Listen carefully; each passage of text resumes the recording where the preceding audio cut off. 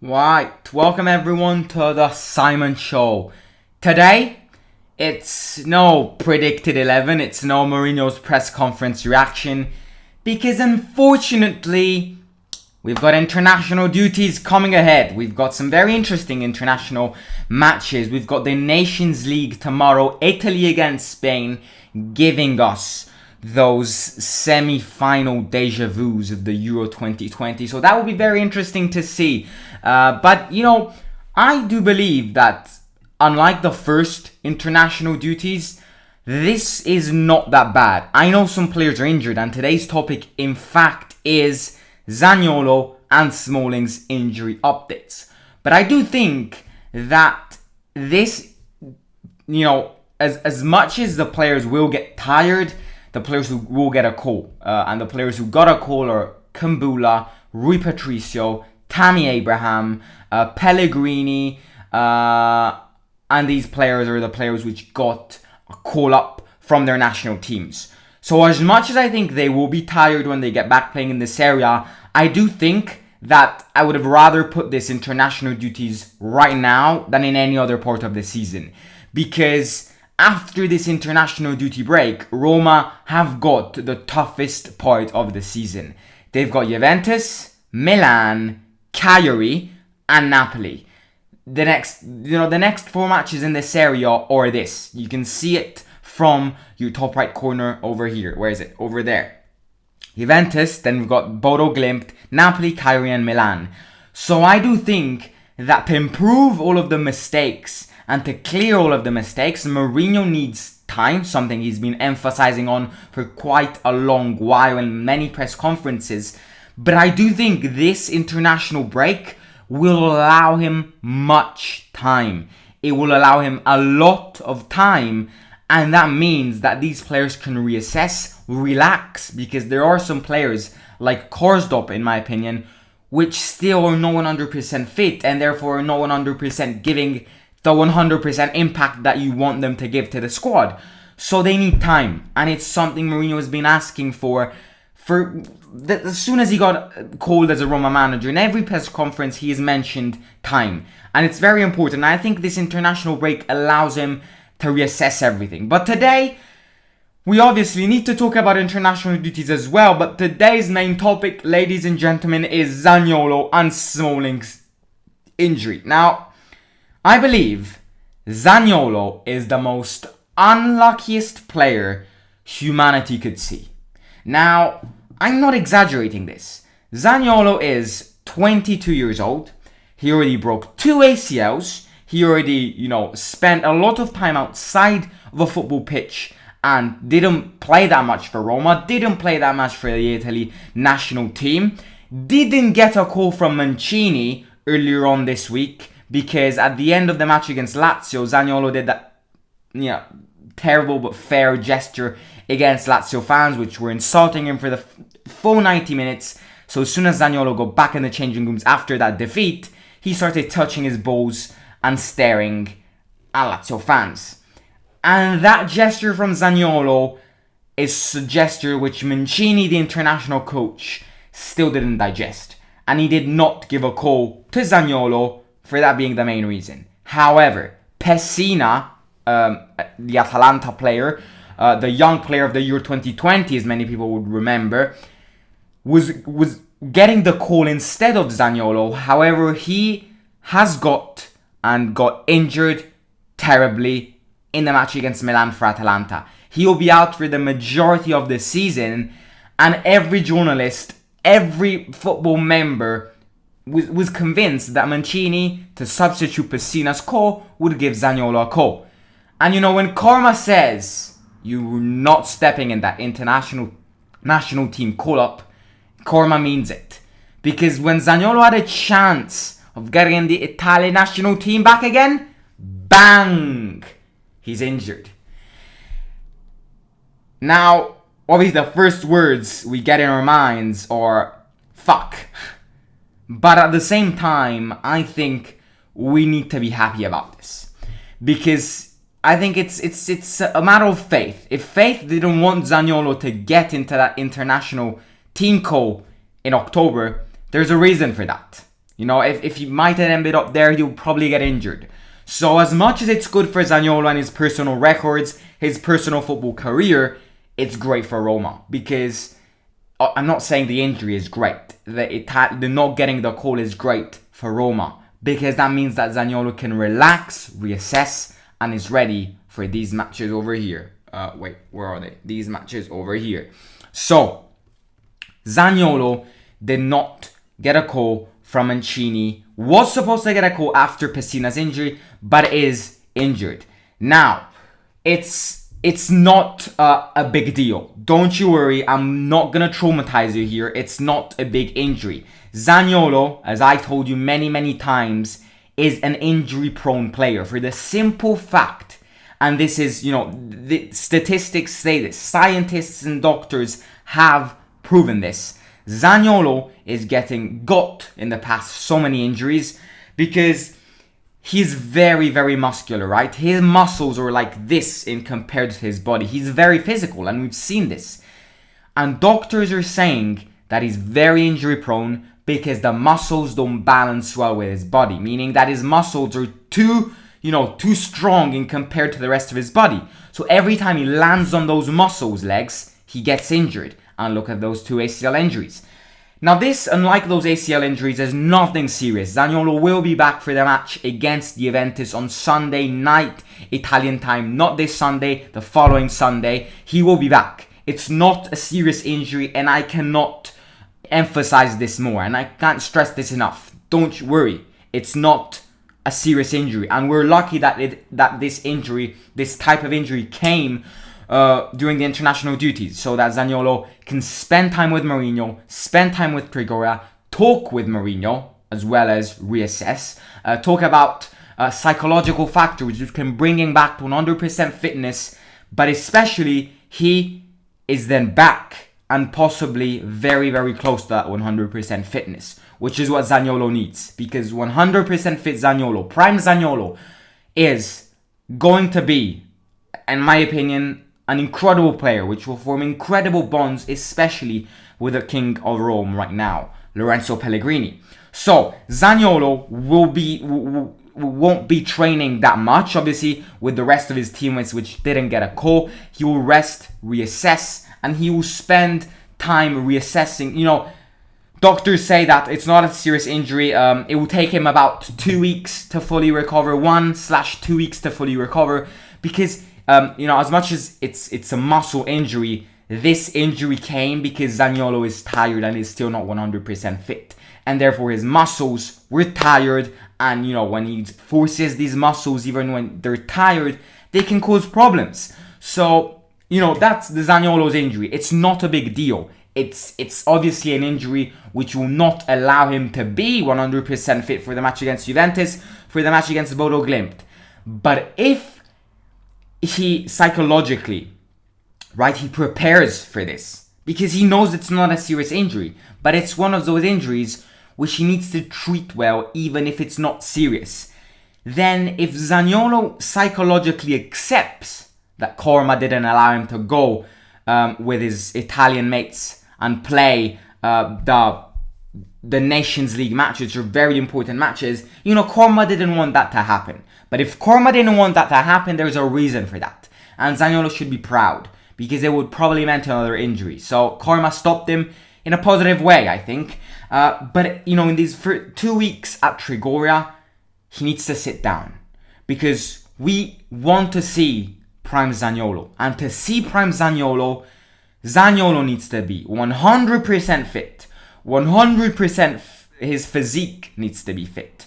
100% psychologically fit. And once all of these things are done, then Zaniolo boom, Zaniolo boom, Zaniolo boom.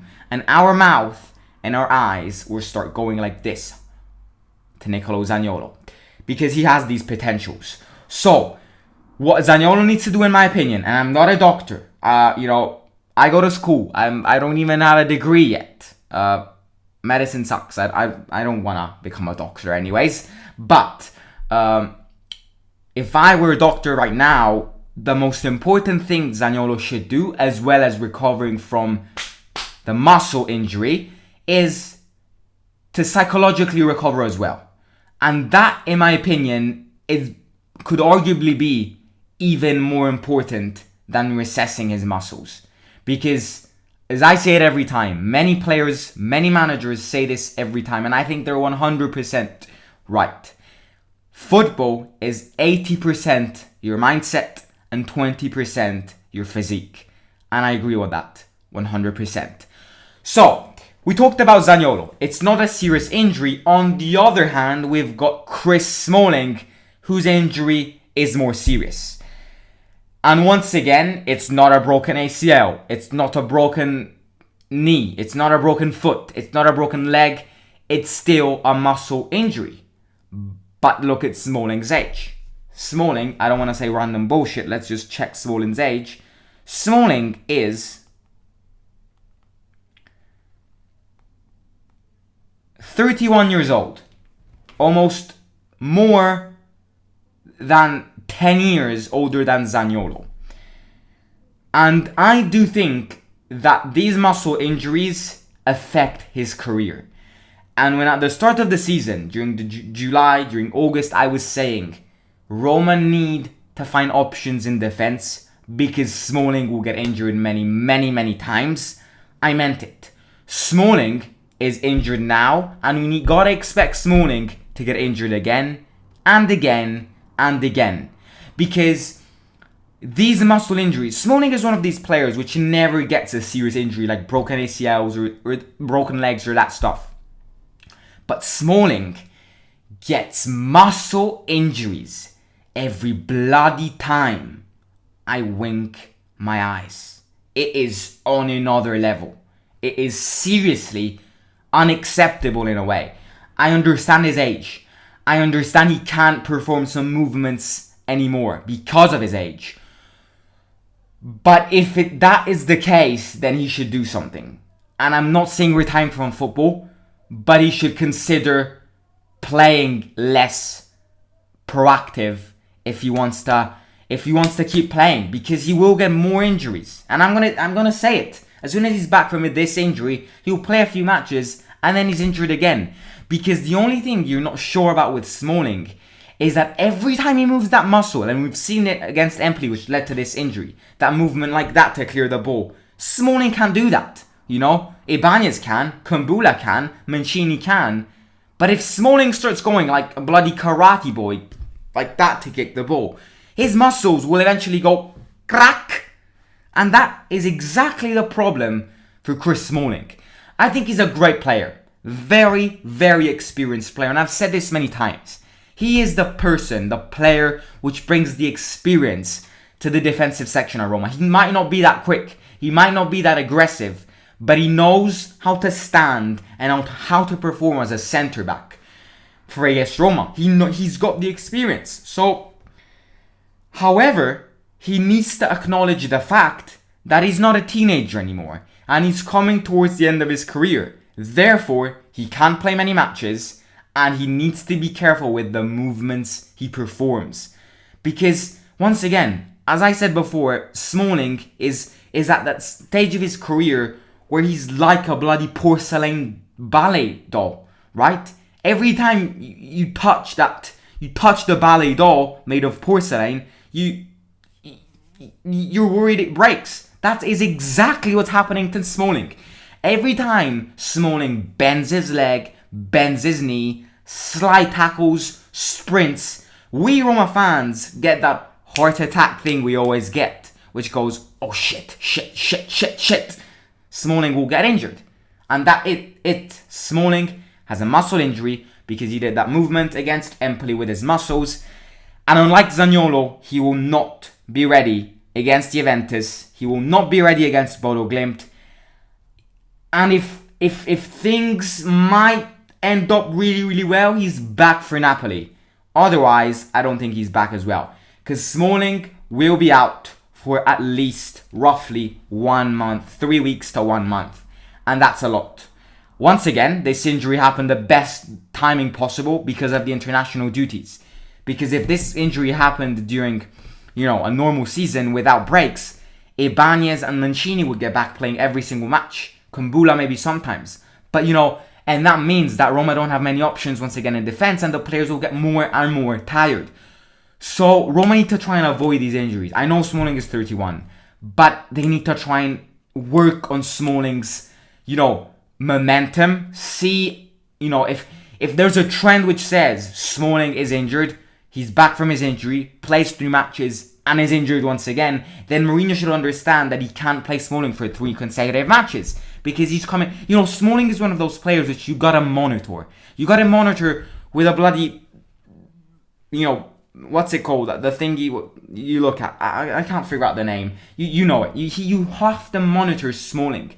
You gotta be close to Smalling. Monitor every time, because he will get injured. And he will get many more injuries. I'm gonna tell you that. So, lads and lasses, we've got 2 injury updates. Zaniolo and Smalling. Zaniolo's less serious in a way.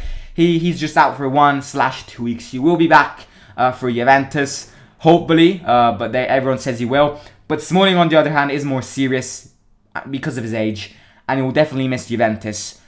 And that sucks, because yes, Ibanez and Mancini have performed really well at the start of the season, but Smalling, once again, as I say every time, brings that experience in the defensive section. So that's it. These are the 2 injuries. And obviously, now in these during these international breaks, obviously we don't have watch-alongs, we don't have Mourinho's press conferences, and we don't have predicted 11. So expect more injury transfer updates. Expect more, more updates in general, transfer updates, injury updates. So stay tuned for that in these next few weeks. If you're new here, please subscribe, like this live stream, follow me on Instagram at _the Simon Show, and click the link in the description below, the Google form link, to access a Google form full of questions. It takes 5 minutes. It's very fun to do, to complete, and you just gotta click the link down below, the Google form link.